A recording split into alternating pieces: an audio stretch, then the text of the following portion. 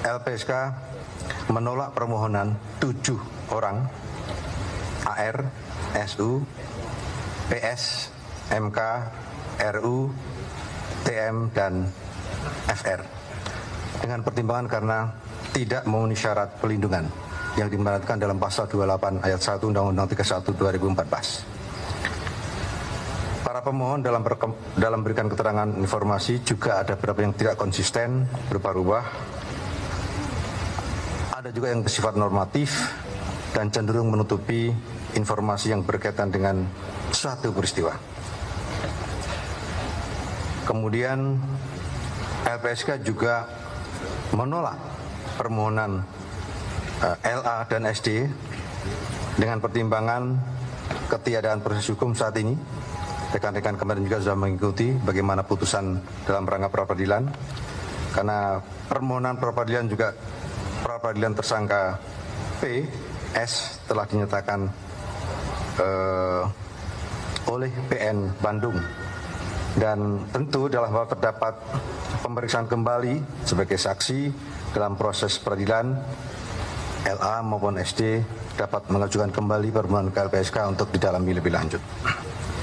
Kemudian terkait dengan permohonan SD, LPSK juga memutuskan untuk memberikan rekomendasi kepada Kepolisian Daerah Jawa Barat, antara lain pertama, dalam pemeriksaan terhadap saudara SD agar dilakukan sesuai ketentuan yang diatur dalam KUHAP dan peraturan perundangan yang berlaku, serta LPSK akan dapat memberikan pendampingan.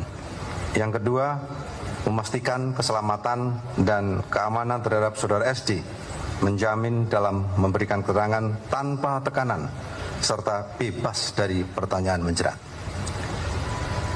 LPSK juga akan merekomendasikan kepada Menteri Hukum dan HAM, Seku Dirjen Pemasyarakatan, untuk dapat menempatkan kembali saudara SD sebagai warga binaan di lembaga pemasyarakatan, menjamin keselamatan dan keamanan dan menjalankan masa pidana dan pembinaan di lembaga pemasyarakatan sesuai dengan putusan pidana yang telah berkekuatan tetap, serta menjamin hak-haknya. Kemudian LPSK juga mendukung apabila saudara SD dalam hal menempuh upaya hukum luar biasa atau peninjauan kembali kepada Mahkamah Agung.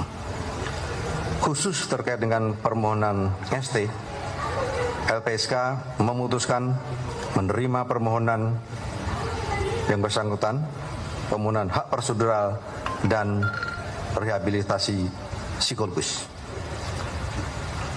Selain itu juga berdasarkan penelaahan yang dilakukan oleh LPSK, terdapat beberapa temuan-temuan atau kejanggalan, antara lain adanya kejanggalan ketentuan KUHAP dalam proses penyidikan yang telah dilakukan, dan adanya berdasarkan keterangan para pihak ada indikasi dugaan penganiayaan dan atau penyiksaan atau perlakuan yang tidak seharusnya yang terjadi pada tahun 2016.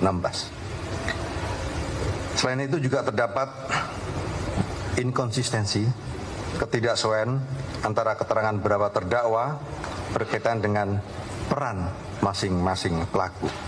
LPSK juga masih terus mendalami beberapa gejala-gejala tersebut, dan mudah-mudahan juga nantinya akan kita teruskan kepada pihak yang terkait. Terima kasih.